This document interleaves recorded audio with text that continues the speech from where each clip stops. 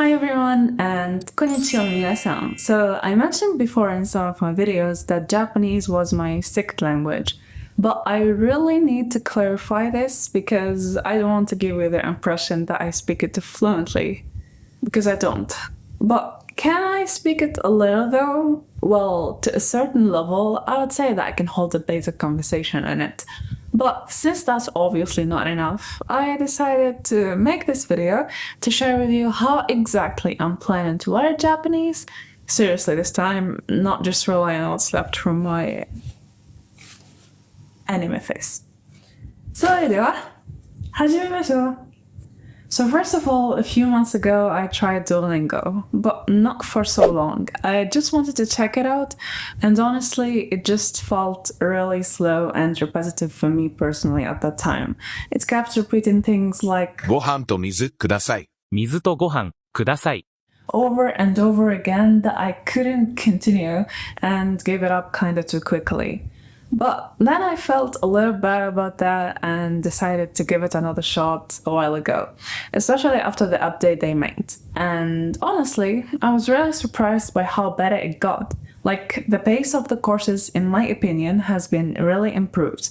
They also added listening practices where you can listen to natural conversation while testing your vocabulary, as well as some other novelties like the stories and the writing lessons. But nevertheless, I think it might not be suitable for everyone, because sometimes it just feels like you are supposed to figure out things on your own, more like you are reviewing the lesson than actually learning it. So my advice is that you try it out and see for yourself, because in the end, you are the only one who can judge what works best for you based on your own learning style. What matters is that you keep going regardless of which method you stick with. And as you go on, you will quickly bump into something that might feel a little tricky at first, especially if you're just starting out, which is the Japanese writing system. Because unlike languages that use just one alphabet, Japanese actually has 3 different ones: Hiragana, Katakana, and kanji. Hiragana is used for native Japanese words and grammar, Katakana is mostly used for foreign words, and then there is kanji, which comes from Chinese characters. And since I'm also studying Chinese, I noticed that kanji feels a little more familiar to me. Even though the pronunciation is totally different, I can sometimes guess the meaning correctly based on what I already know. But still, it's not easy. I mean, I'm still struggling with Chinese anyway, and Japanese kanji can be even trickier because they often have multiple readings depending on the context. でも大丈夫です. I've learned that struggling is part of the process, and what really matters is finding an approach that actually makes sense to you and lets you have fun with it to be consistent. Because if the challenges of a language constantly feel like a heavy chore to you, then you probably won't really want to keep learning it anyway. ほら、頑張れ、頑張れ。 And speaking of making things easier, let's take a moment to talk about romaji, which is the Latin alphabet version of Japanese words. It can be super helpful in the beginning, especially when you are still figuring out how things sound or how to type in Japanese. But make sure not to rely on it too much. I made that mistake with Chinese since I got way too used to reading pinyin, which is obviously a lot easier because your mind is already familiar with it and it gives you the illusion that you are learning quickly. But the truth is that it actually slowed me down a lot later on when I had to recognize real characters. So with Japanese, I want to do it differently. I will still use romaji at first, but only when I'm learning new words, just to get familiar with how they're pronounced while I work on memorizing hiragana and katakana. Once I've got those down, I'll switch to reading the actual Japanese characters. And when it comes to kanji, I'm planning to rely on furigana, those tiny hiragana printed above the kanji, so I can read and understand them without feeling completely lost. That way, I'm getting used from early on to seeing the language in its real form, not just the romanized version, while still having a little safety net until I memorize more characters. To help you get familiar with Japanese writing system, you can use the app Write It Japanese for learning Hiragana and Katakana, and Kanji Dojo for learning kanji. Or you can simply use Duolingo for that, because even if you didn't like its lessons, it's still honestly the only free tool I found that has all the three scripts together at one place, as well as demonstrated writing with strokes and helpful tips, which I really appreciate. Something else I discovered is the JLPT, the Japanese Language Proficiency Test. There are 5 levels, N5 is the easiest and N1 is the most advanced. I don't really understand why they made the higher numbers the lower levels, unlike most other proficiency tests.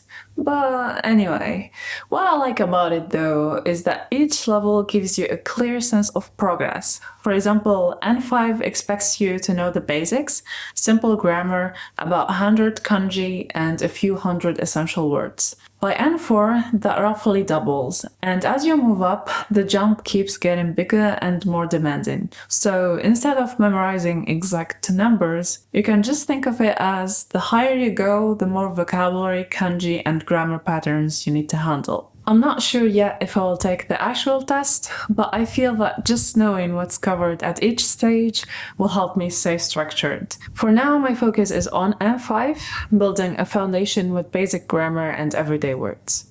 For that, I would definitely recommend using Anki, because what's better than well-made flashcards with spaced repetition to learn vocabulary? So just search for Japanese or JLPT in Anki Deck's website and choose whatever material you like. Download it, and there you go. I know the part that I'm about to talk about is where a lot of people's eyes glaze over, mine included. But I think we can all admit that if you really want to learn a language seriously, there's no way around grammar. Because without it, all those words will keep floating in your head and you will never know how to actually put them together to say something. But here comes the confession. I generally try to make this section all inspiring and motivational for you by saying, Japanese grammar shouldn't be that hard anyway. But then I made the mistake of Googling that just to make sure, and guess what popped up? But don't panic, I'm not here to crash our dreams, because Arabic was also mentioned on the list and I managed to learn it, so trust me, it's definitely possible. The truth is, grammar only feels like a monster when you try to learn it all at once, and if we want to tame it, we should take it slowly and carefully. So here's how I plan to approach it.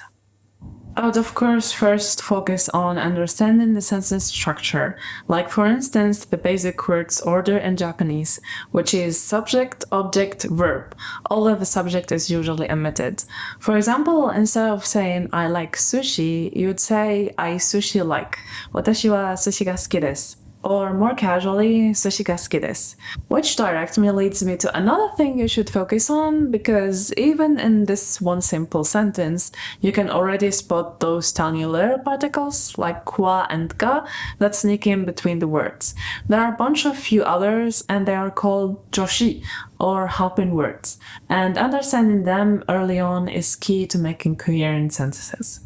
Another really helpful tip is to memorize whole sentence patterns, even if you don't fully understand the grammar behind them yet. By sentence patterns, I mean those common sentence structures where you can just swap in different words, like a fill in the blank. For example, ni ikimasu or wa doko desu ka, where you can put in any place you want each time. I think this is a great way to practice the new words you learn by putting them in the real sentences, as well as memorizing them in context, which helps you make faster progress and actually start speaking. Later on, you can dive into why those patterns work that way, but don't put too much pressure on yourself to figure everything out right away. And if you want more in-depth explanation, then check out these 2 videos.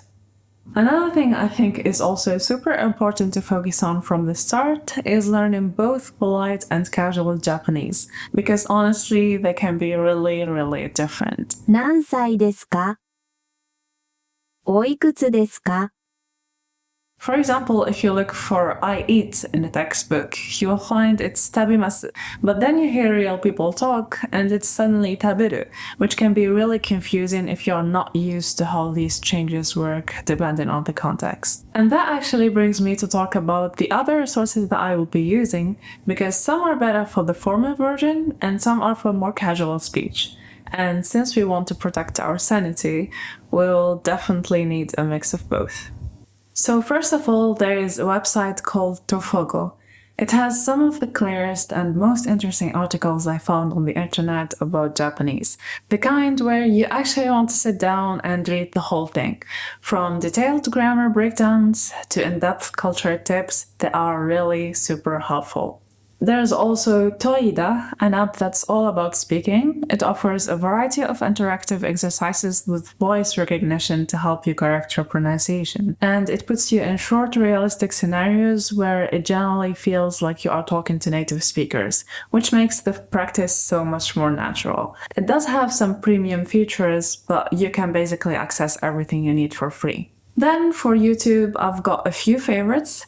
There is this one animated channel I really like. It's sad that it doesn't have so many videos, but the ones it has are so much fun to watch and they explain things so clearly. There are some other really good channels that I've checked, like these ones, and most of them have street interview videos, which is perfect for getting used to natural conversations. I'm also definitely going to be watching some anime and G-dramas, but not just passively. This time I'll be doing a bit of shadowing here and there, basically repeating exactly what you hear in real time. It's a great way to start copying the rhythm, intonation, and flow of native speakers. And trust me, you will be surprised at how much you can pick up just by doing a little bit consistently. And if you have any favorite shows or other recommendations that you think would be helpful for learning, make sure to share them with us in the comments. I would love to check them out. And that's it for this video, my friends. Thank you so much for watching, and I'll see you in the next time. じゃあね